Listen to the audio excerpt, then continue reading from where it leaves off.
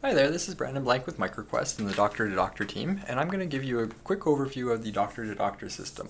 Hopefully by now you've got your account and you've been able to log into the system. If not, there's a separate video that talks you through creating your account or getting your account set up and configuring your two-factor authentication. So please give that a watch and then you can get into the system here.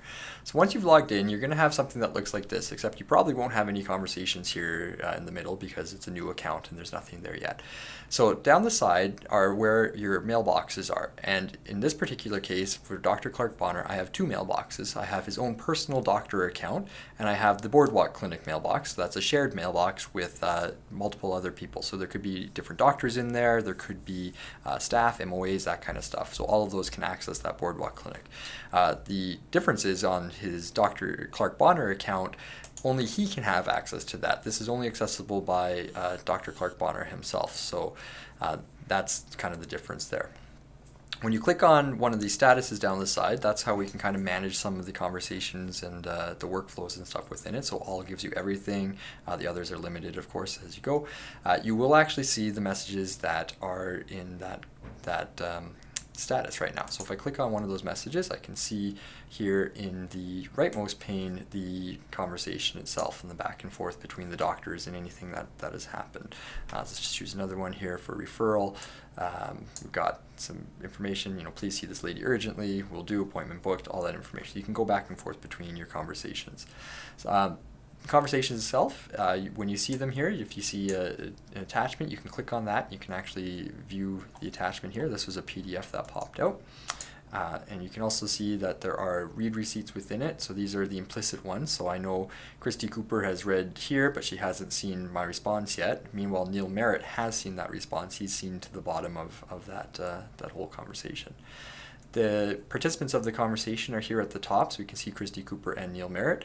Christy is in gray because she's actually away. That's the away message right here. If you click on that, it does tell us some information about her. And Neil Merritt's in blue. He's just generally part of that conversation. There's also an online indicator right beside it, so it's red right now because Neil isn't online. If you were online, that would turn green. Okay, we have patient demographics associated with this. These are optional, but in this case we do have some, and we can see that this is for Angie Smith. She's a female, her date of birth, all that sort of information is all right there. Okay. If we want to create a new conversation within Dr. we click the Start a Conversation button here. We have on the From side who we want to send this from. So I've got Dr. Clark Bonner. I can also send it on behalf of the Boardwalk Clinic because he's part of both. So we'll just leave it with Dr. Bonner here. The To box, we just simply start typing in who we want to send it to. And so Christy Cooper. But if we're not sure, we can use the address book. We can click on that. And by default, we do get a list of all the clinics that are associated with it. So we can find the clinic that we want. Let's go Cunningham Medical. We can add that into the conversation. They show up here at the bottom.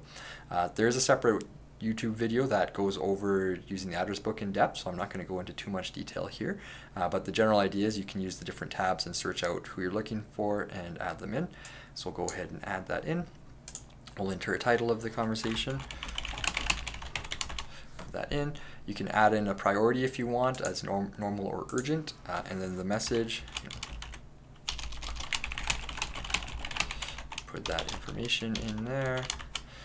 If we want to do a read receipt, we can check that off and that'll just pop out on the other end. There's the patient information as well. We can attach a patient. If there's a new patient, we can fill in their demographics. If there is an existing patient, we can choose that information here. Let's go ahead and choose Monique Dixon. If there's any attachments that we want to put in, we can click that as well. We'll choose the Dr. folder. I've got a letter here. Let's open that up and send that along. And then when we're ready to go, we just click the send button. Just takes a second to send that off to the system, and here we go. So that message has been sent off. Dr. Cooper gets a notification. She can reply to that and do what she needs to do there. Okay. Another quick thing is just managing your profile. There's a separate YouTube video on that as well, but if you click the settings button here, you can see your profile information. You can update this, enter whatever information you want. If you want to configure your notifications, that's in the same area under the settings tab. There is notification settings here for the frequency. You can set your status. If you do happen to be away or on vacation, you can put that information in here, and the message that you'd like to return, that'll show up in that address book, and any messages that you're a part of, that'll all show up in there. The clinic settings are very much the same, though if you have permissions to access them, that is. Those are all under there, under the clinic one. You can also configure your notification settings on that clinic, and those are different, so you do have control over your individual personal mailbox versus the clinic side. You can configure that. The final thing is that when you're in a conversation, you can actually configure notifications on that conversation itself by clicking this little button here. So if you want to get different notifications for a conversation, you just don't want notifications on a conversation, or you need to be informed more frequently, you can customize that, and that'll override whatever settings you had in your personal settings. The last thing to show is your settings up here at the top. If we click on that, you can configure some of the preferences for notification, the number that you're going to get, if you get notified with a sound to log you out. If you need to change your two-factor authentication settings, that's all right here. You can change your password as well. You just need to enter your current password and create a new one. And then there is some EMR permissions if you're using HealthQuest, and you can revoke those if you don't want to have your EMR automatically log you in. So all that information is in there. If you have any other questions about Dr2dr, by all means, please create a conversation and include MicroQuest in that, and we're happy to answer you. Or you can send us an email at info@dr2dr.ca, and we'll get back to you as soon as we can. Thank you, and have a good day.